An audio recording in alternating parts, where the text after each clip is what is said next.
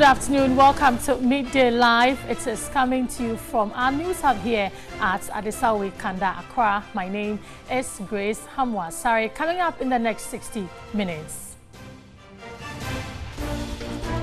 Communications Minister Esla Ekufo describes demands by civil society and Ghanaians on directors and owners of Kelni GVG as distraction. Also, Medical Scientists Society of Ghana accuses Ghana Medical Laboratory Scientists of bad faith in their ongoing strike. On the international front, U.S. Defense Secretary James Mattis accuses China of deploying missiles into disputed South China Sea to intimidate and coerce its neighbors. We have details of this stories and more coming up shortly.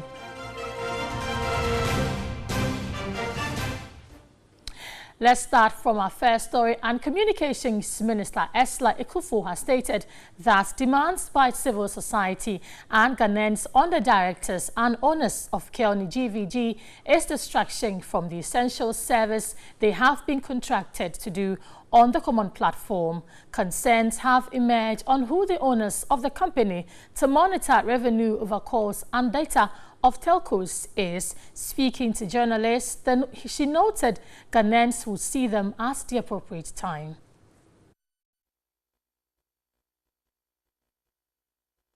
All the allegations were made against the Ministry of Communications and the Ministry of Finance, and whether who is behind Kelni for me is a distraction. They will have been engaged to do a job. I would much rather they focus on doing that job.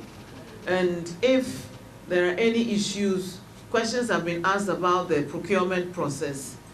They didn't engage in that process. We did. And so I thought that, rightfully so, we should answer those questions. The privacy concerns relate to the architecture, and we have project managers here who are overseeing this whole project, and I think they've adequately explained that. Trust me, at the appropriate time, you will see them.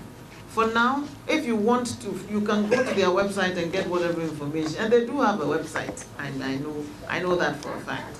They do have an office location. Like I said, it's in Laboni, not Osu or Kokomemle. And as a lawyer, I know that when you register a company, you may use an address for registration purposes. It may not be the actual location of the enterprise when it is set up. So that, for me, is a non-argument. So please, let's focus on the essentials. Privacy, architecture. Has there been any corruption in this exercise? Absolutely not. And I take exception to those who've cast aspersions on my person in this regard. And I don't think that as public officials, we should just be used as punching bags and just be vilified like that. We are here to serve the nation, and we will do that to the best of our integrity. We're not saints, but we're not villains too. We're here to serve, and we'll do that to the best of our ability. Let's go to the Western region, where a 40-year-old father who defiled his two daughters, impregnating one of them, has been sentenced to 20 years imprisonment by a Secondary High Court. Joshua Kwesi Mensah pleaded guilty to all 4 counts of unlawful child removal, incest and defilement. The judge, Rita Doku, advised the convict to work and look after the children after serving his sentence. A caution was also given to the mother of the victims not to leave her daughters in the care of any man again. Prosecuting, Elizabeth Addo told the court that Joshua Kweku Mensah started having sex with the daughters in Accra after separating with their mother. He then secretly brought them to the Western region, where he continued with the act till the elder one, who is 14 years, became pregnant. The mother, Yafosua, upon a tip-off, rushed down to Daboase, where her fears were confirmed, following which she made a report to the police for him to be arrested. Joshua Kweku Mensah was sentenced to 3 years for unlawful child removal, 3 years each for incest, and 20 years for defilement, all to run concurrently. Mother of the victim, Yafosua, expressed satisfaction after the ruling. I agree with the judge. He did not treat the children well. It's unlawful. He has destroyed their lives. I will take care of them as instructed by the judge. Papa Ijapabua is a member of the Western Regional Child Protection Team, a non-governmental organization. In fact, I would say I'm satisfied. I'm satisfied with the verdict, and believe that this will serve as a warning to the Bossy community, especially, so that when some of these things are happening, they should be able to report.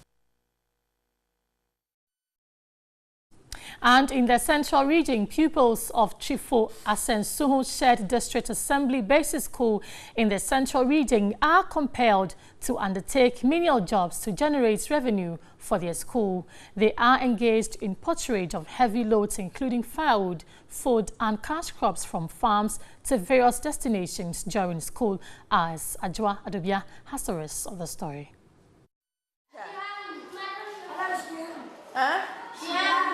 She hungry? Yes. So where is she? She's in home. It's 9:30 Monday morning, and basic school pupils are expected to be in class and schools are in session. But this is not the case at Chifo Asensuhu. It is a normal practice here for pupils to be engaged by teachers to do menial jobs. These include fetching firewood, water, food and cash crops from farms to residents who require such services for a fee. We blend foodstuffs and anything. Some also are plantain suckers and cassava. Yes, we blend that. During school hours? Yes. After we close, one teacher tells we say that tomorrow we bring this to school. 12-year-old people dropped out of school because he was performing poorly in class owing to constant porterage of goods. We are made to do menial jobs and the money is given to our teachers. I couldn't bear it anymore, so I stopped school.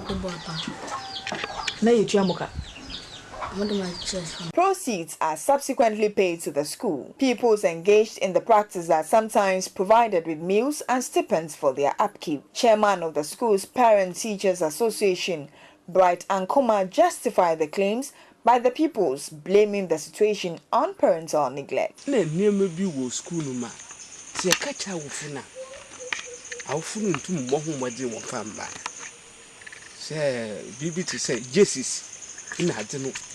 Teachers no ya wagre say wonya pa bia wo bekeke na wala to sa Jesus no nda yamba ne te say wo do boso pa bi wo ha ayi wonya do na wakodo bi wo ha say obi rikure dan na wonye tabu bia na wakosia.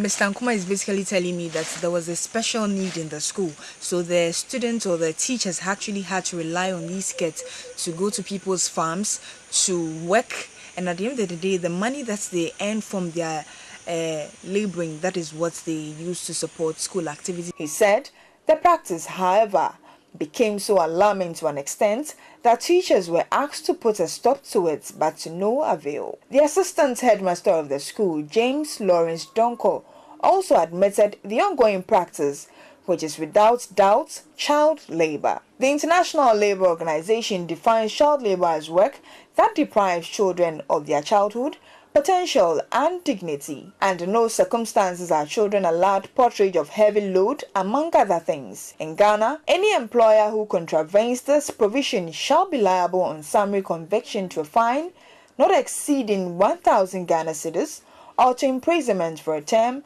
not exceeding 2 years or both. The Human Resource Manager of the Ghana Education Service at the Chifoyaman Lower Dencha District, Gregory Amoako Atta, who would not speak on camera, told the news team despite such situations being prevalent in rural communities, this particular issue had not come to his attention. The Ghana Labour Standards Survey in 2014 revealed that about 2 million children aged between 5 and 17 are engaged in child labor, with 40% from deprived communities. For TV3 News, Ajwa Adubia Owusu, Chifu Asenso. The minority in parliament has accused President Akufo-Addo of inciting youth in mining communities against mining firms operating in such areas. The group was reacting to a statement by the president on the poor state of mining communities at the opening of the West African Mining Conference in Accra. The president at the opening of the West African Mining Conference described as disgraceful the deplorable state of mining communities like Takwa, Obuasi and Prestia compared to Johannesburg in South Africa after decades of gold mining. But the minority says the president's comment is misplaced and has the tendency of inciting conflict between the youth and mining firms. You hold the biggest responsibility to ensure that these communities develop. Don't deceive the people when you come. You will develop them, and then when you got the power, then you are now shifting blame to the international mining companies. The minority spokesperson on Mines and Energy, Adams Mutawakilu, is of the view the president is shirking his responsibility to the mining firms, arguing he should rather ensure that royalties paid to the state are used to develop the communities. According to him, government gets royalties, dividends, corporate tax, income tax, surface rentals, and windfall tax.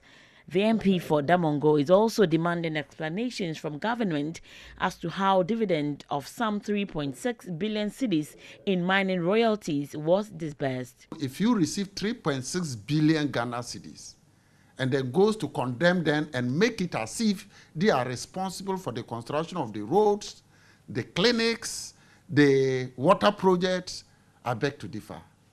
They do have a trust fund in which they vote money and use it for development. The responsibility lies on the government of the Republic of Ghana. He also criticized government for not constituting the district mining committee boards expected to have an oversight responsibility on the use of royalties as per the Mineral Development Fund Act 2016.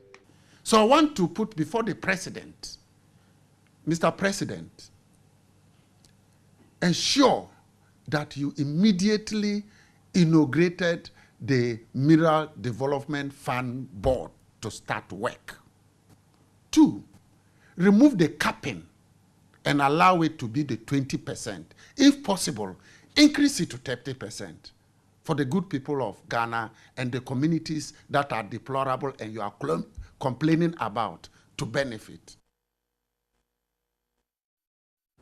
Let's go to one of our headline stories where members of the Medical Scientists Society of Ghana have kicked against the ongoing withdrawal of service by members of the Ghana Association of Medical Laboratory Scientists. According to leadership of the Medical Scientists Society, their members are being intimidated by the striking scientists to join the strike at all cost. Elisha Labi is president for the society.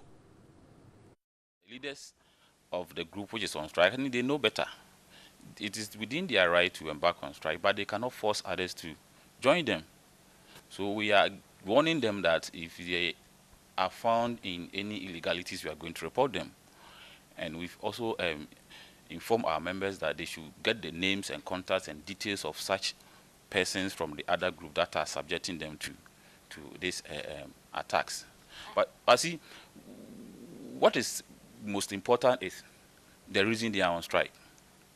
I believe that the main disagreement is not what they are putting out there, that they want increments of salaries. These are not big issues to handle it.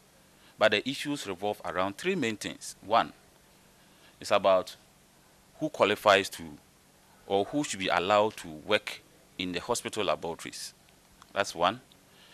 And then who should be the head of the various levels of the clinical laboratories in the country, and also which body is supposed to regulate the persons that work in these facilities. In fact, this has been the main point of disagreement. The group which is embarking on strike, they have taken a position. The bottom line is that the ministry should pass a policy to remove all the other groups from the practice and then leave it for them. Now, the Criminal Investigations Department of the Ghana Police Service says it has not preferred any charges against the embattled GFA boss, Kwesi Nyantakyi, as being peddled. Director General of the CID, DCOP Mameya Tiwa Adodankwa, insisted the suspect has only been cautioned in accordance with investigative procedures. Acting upon a request from the President, Nana Adodankwa Akufo-Addo, the Criminal Investigations Department of the Police Service picked up the Ghana Football Association President Kwesi Nyantakyi on Wednesday, May 23, for questioning. The President was privy to the footage of the upcoming Anas Remeyaw Anas expose entitled Number 12, which was being touted to be a mix of football and politics. Even before the GFA boss could leave the CID headquarters, news went viral that Kwesi Nyantakyi has been charged with defrauding by false pretense. This has generated public debate, with many condemning the police, describing the charge as inappropriate. But the Director General of Police CID, DCOP Mameya Tiwa Adodankwa, disagrees. According to her, what is being referred to as charge is only an investigative caution. And it is when we finish with our investigation and we finish with evidence gathering and we are able to establish that a case that we are investigating against him has been established, then we'll charge him. Until that time, he has only been cautioned. The CID boss earlier explained the difference between investigation caution and charging a suspect. Even if you invite somebody, they say, oh, the person has been charged. We don't charge until we have finished our investigation and we are very sure of the evidence available. That is enough to present somebody before a court or competent jurisdiction. You are cautioning the person that in the course of your investigation, he has been identified as somebody who is alleged to have committed that offense. So you take a caution statement, you take charge statement when you have finished with your investigation and you are sure now it is no longer allegation. You have found evidence to support the initial allegation that was brought before you. DCOP Mameya Tiwa Adodankwa, however, declined to comment on the outcome of police investigations into the matter, insisting the public will be informed at the right time. Absentee fathers, single-parent homes and even social media penetration continue to change the dynamics in raising children. In the following report, Natalie Ford seeks to find out what parents make of raising children in the 21st century on the occasion of World Parents' Day. World Parent Day is a day set aside to mark the unique role that parents play in bringing up their wards to become responsible citizens. Today, as we mark World Parent Day, we seek to find out what parents make of their unique role in society. Parenting could be described as something no one can ever be fully prepared for. Though a role easily assumed as long as one can bear or adopt children, the responsibilities attached are enormous. Parenting includes giving physical, emotional, social, financial, and intellectual support in the development of a child, right from infancy to adulthood. Most of all, you have to take them, you have to educate them in their school. You have to send them to school. If they are intellectuals, then they should continue. If maybe they are not all that intellectual, then you find trade for them to learn, to acquire skills for themselves. Yeah, so this is how I see parental care. When I was in school, my mom would say, hey, if you don't let me, I'm a mokola or I'm a market woman. So if you want to come there, you two don't learn. You know, now my children are not grown yet. I wish all the best for them. But as they are going, I think I'll also have that mind to impact certain things to them, to tell them the good and the bad. The ideal home is one where both parents are present and contribute to the development of the child. However, current statistics show 40% of children are born to unmarried women. 1 in 4 children under the age of 18, a total of about 17.4 million, are being raised without a father.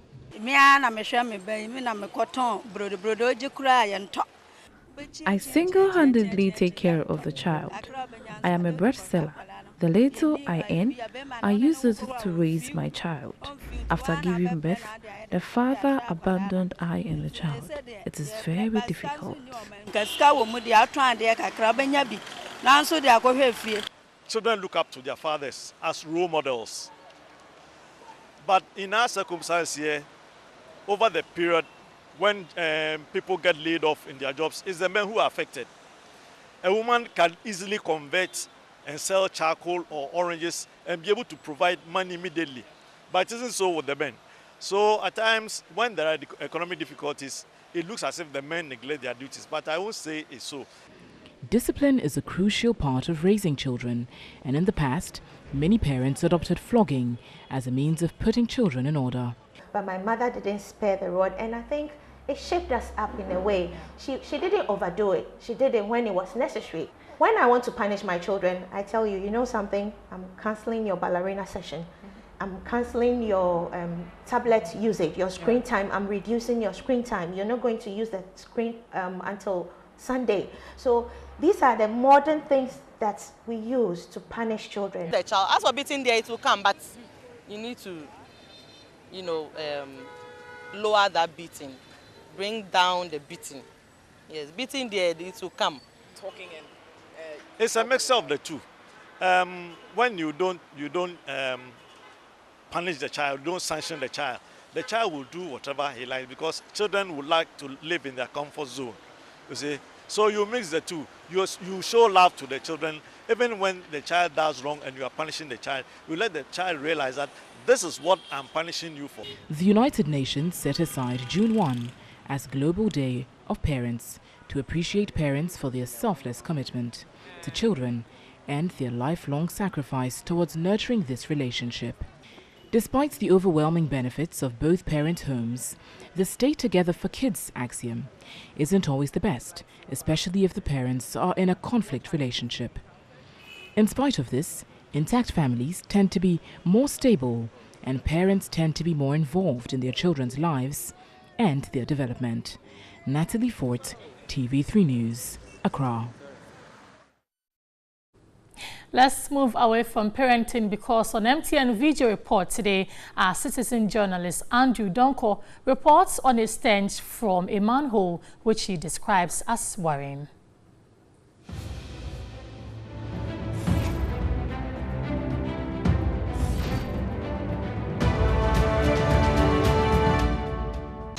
This septic tank you see over here serves this community. It's a communal community and it is full. You could see how it's overflowing. When it rains, the people living around this area will not breathe because of the scent it comes that emanates from this manhole. One day there will be an outbreak of cholera here. We are pleading on other authorities to come and help. This is Andrew Donko reporting from Sakumon.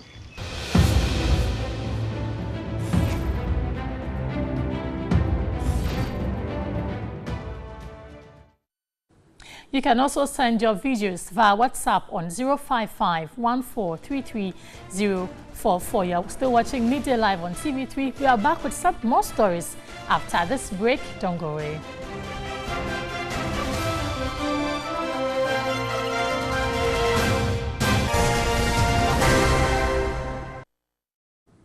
You're still watching Midday Live on TV3. Let's do some business stories now. A World Bank report on the emerging fiscal and debt risk in sub-Saharan Africa in April 2018 revealed the number of countries on high risk of debt distress increased from 8 in 2013 to 18 in March 2018. Ghana was on that infamous list. As Ghana's debt stock hit 145 billion Ghana cedis in February, Nuang Falong in this report explores sustainability implications and appropriate policy considerations.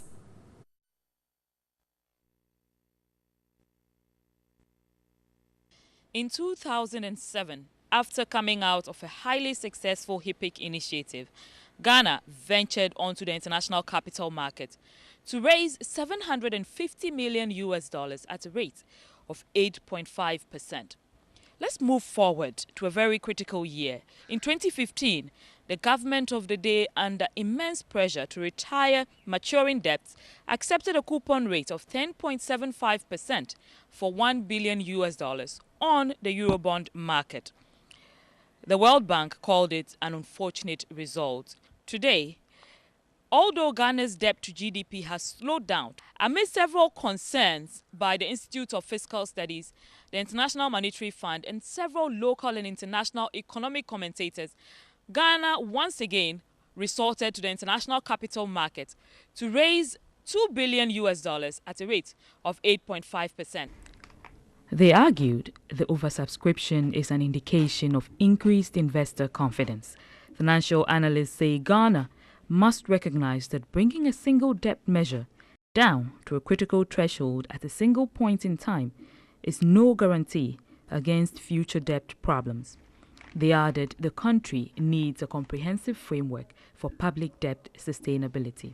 We have been climbing up quite rapidly.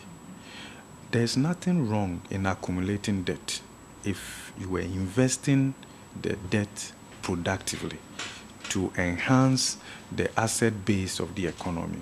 Then you are able to generate sufficient cash flow to contain the debt servicing and then the principal repayment. Every country that developed in this world were deliberate. Yes. We have to be deliberate about it.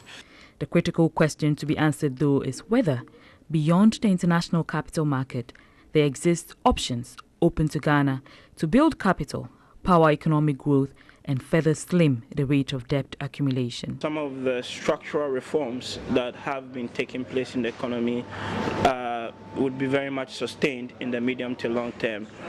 So by that I mean, for example, things like introducing the GIFME system, the contracting processes at the, from the national right down to the district assemblies. Analysts explained to kick the debt habit, Ghana must diversify the economy to grow other sectors away from a heavy focus on oil, be deliberate about development, follow through with strategic plans, increase domestic revenue, and lower public expectations that put pressure on politicians to deliver short-term goals that do not serve long-term interest. For TV3, Nuang Falong. Some commercial drivers in Kumasi expect government to absorb fuel price increases to enable the current fares be maintained. They argued some passengers would resort to walk rather than board vehicles in relatively short distances, while others would reduce long-distance travels, both of which would negatively affect their business. A report by Benjamin Edu. The Ghana Private Road Transport Union, GPRTU, has announced a 10% increase in transport fares effective Monday, June 4. Though welcome news to most transport operators, some commercial drivers in Kumasi say there is low patronage when fares go up. If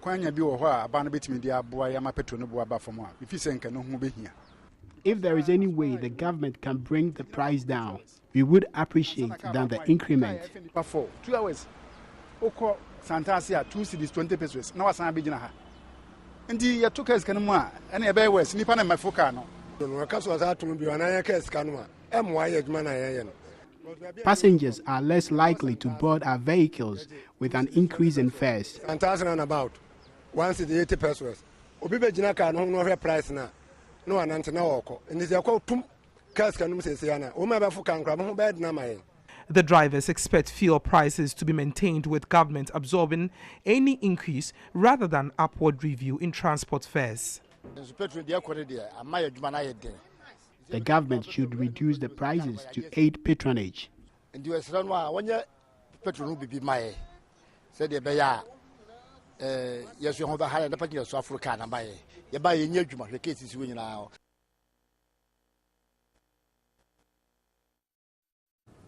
Let's stay on transport fares because the Ghana Private Road Transport Union, GPRTU, has announced a 10% increase in transport fares from June 4. The fares cover intra-city, trotro, intercity, long distance, as well as taxis. According to the union, upward review of fare has become necessary to accommodate the rising fuel prices as well as other administrative costs in providing services. The union had earlier hinted at an increase, explaining that members could no longer bear the extra cost in other variables used to calculate fares, including spare parts. Commercial transport fares are reviewed in concert with government and major stakeholders in the transport sector. Members of the union have been directed to comply and post the new fares at their loading terminals.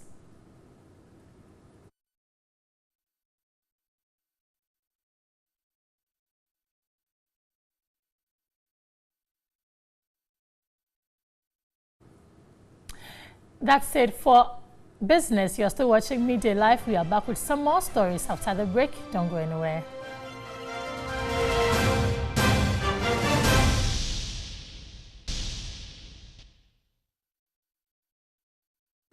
Welcome back. This is still Midday Live on TV3. You can also watch us on DSTV channel 279. Let's talk education this time because supervisors and teachers have been warned against aiding candidates in the basic school certificate examination to engage in malpractices.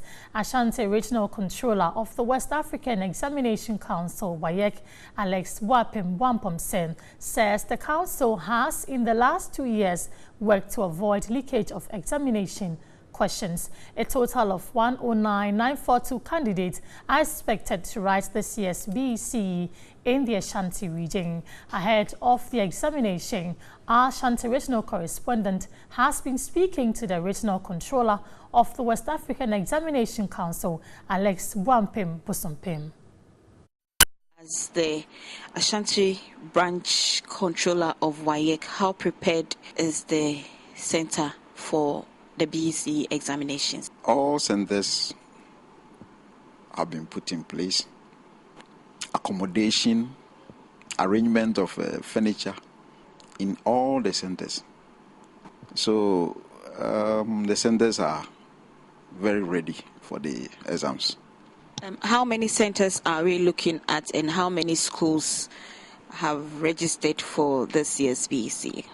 For the Ashanti region, we have around 375 centers. Looking at the number of candidates, will you say that you've had an increase over last year's figure or there is a decrease?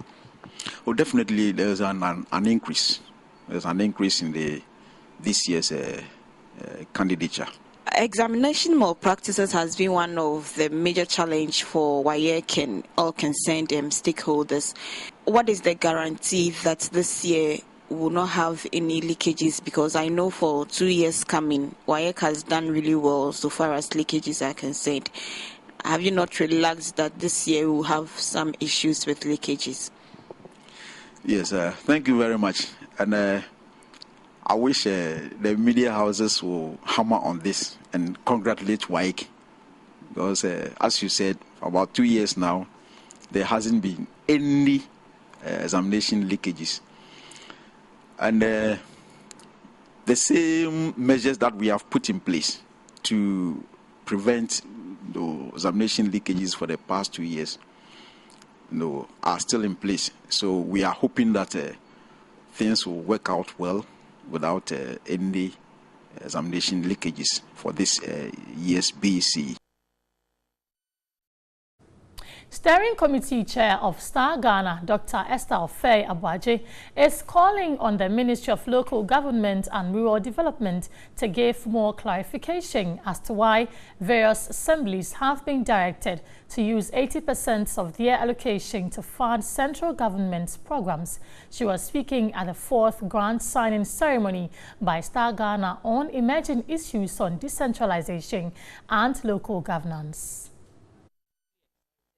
Government last month issued a directive through the Common Fund Administrator to all the various metropolitan, municipal and district assemblies to dedicate 40% of their share of the fund for the Ghana School Feeding Program, 20% to pay the salaries of Nation Builders Corps employees and 20% for the operation of Planting for Food and Jobs Program. Per the directive, only 20% of the District Assembly's Common Fund is to be used for the administration and development. But Dr. Esther Ofe-Abuaje is calling for further clarification on the rationale behind the allocations and what it is intended to achieve. I suspect the assemblies themselves are in need of elaboration.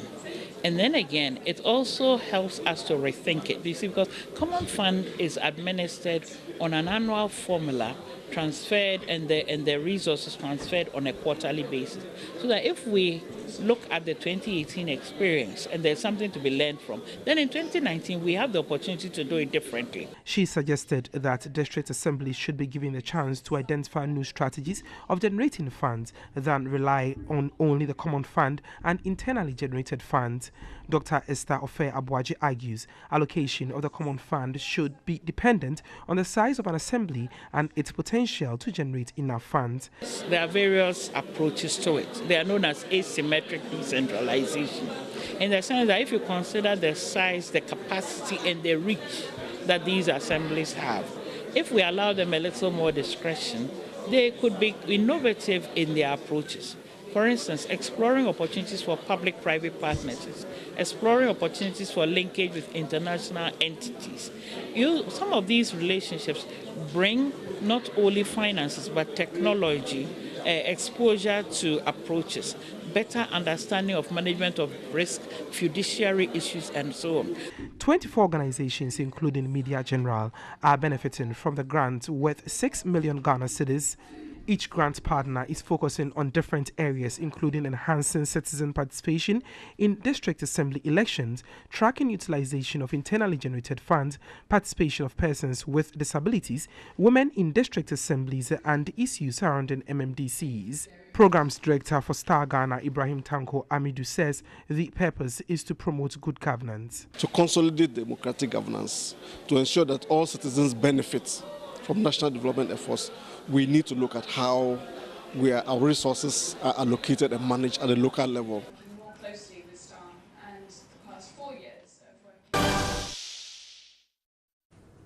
On the international front this time, Burkina Faso's parliament has adopted a new penal code which abolishes the death penalty. Justice Minister René Bagoro said the revised document would clear the way for more credible, equitable, accessible and effective justice in the application of criminal law. Local media believe that this will pave the way for the extradition from France of Francois Compaoré, the younger brother of former Burkina Faso President Blaise Compaoré, who was ousted in a popular uprising in 2014. Mr. Compaoré fled to neighboring Ivory Coast.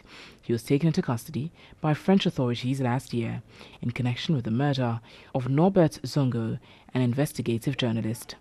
France does not normally extradite people to countries where the death penalty remains in force. The top French appeals court is due to deliver a verdict on Friday on whether Compaoré should be extradited to his home, Burkina Faso. Still on the international front, U.S. Defense Secretary James Mattis is accusing China of deploying missiles in the disputed South China Sea to intimidate and coerce its neighbors. Speaking in Singapore, General Mattis said Beijing's actions called into question its broader goals. He also said the issue of U.S. troops in South Korea was not on the table at this month's summit between President Trump and North Korea's Kim Jong-un. Mattis says the U.S. wants a complete denuclearization of the Korean peninsula. South Korean Defense Minister Song Yoon-mo also told the Shangri-La Dialogue Security Summit that U.S. forces in South Korea was a separate issue from North Korea's nuclear issue. There are currently about 28,500 U.S. troops based in South Korea.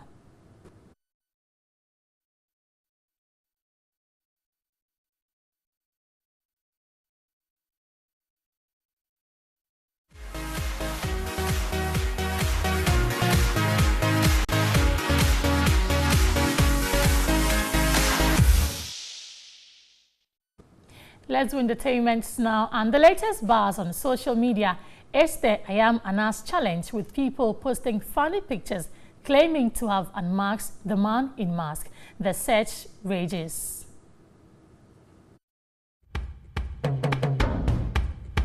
Like it or not, Celebrated investigative journalist Anas Aremiao Anas is the man of the moment. His yet-to-be screened expose on the rot in Ghana's football administration is the talk of town. To many, the man in mask is a hero worth celebrating. But to legislator Kennedy Ejapon, Anas is dishonest and must be exposed. Kennedy caused a stir, releasing pictures purported to be Anas. Interestingly, the pictures turned out not to be the real Anas. Kumawood actor Oboy Salinko came out claiming one of the photos making round is actually him. I have seen the photo and I am pissed off. It is my photo in one of the movies I shot. Does he want someone to kill me? The actor posted. So if the well-connected politician got Anas' identity wrong, who then is Anas? That has triggered a social media craze with people posting funny photographs claiming to be Anas. Trust Ghanaians to get lighter with every issue. Could this be Anas? Also joining the I am Anas trend is Kumawood actor Akrobeto.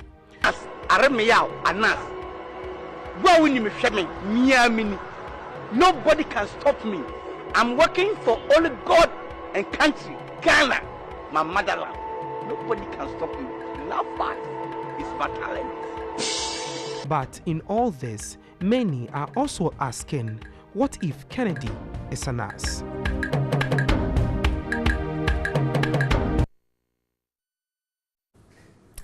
Up next is Tilapia in Perspective.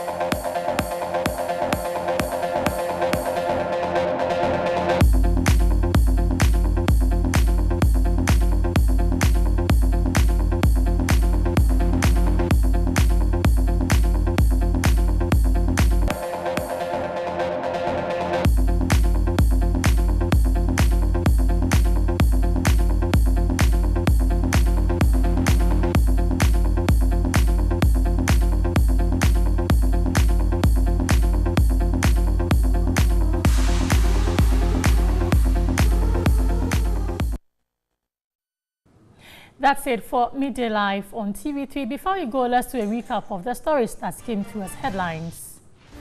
Communications Minister Esla Ekufo describes demands by civil society and Ghanaians on directors and owners of Keone GVG as distraction.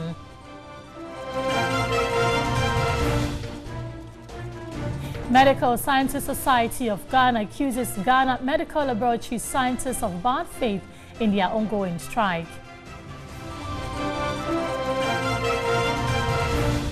On the international front, U.S. Defense Secretary James Mattis accuses China of deploying missiles to disputed South China Sea to intimidate and coerce its neighbors.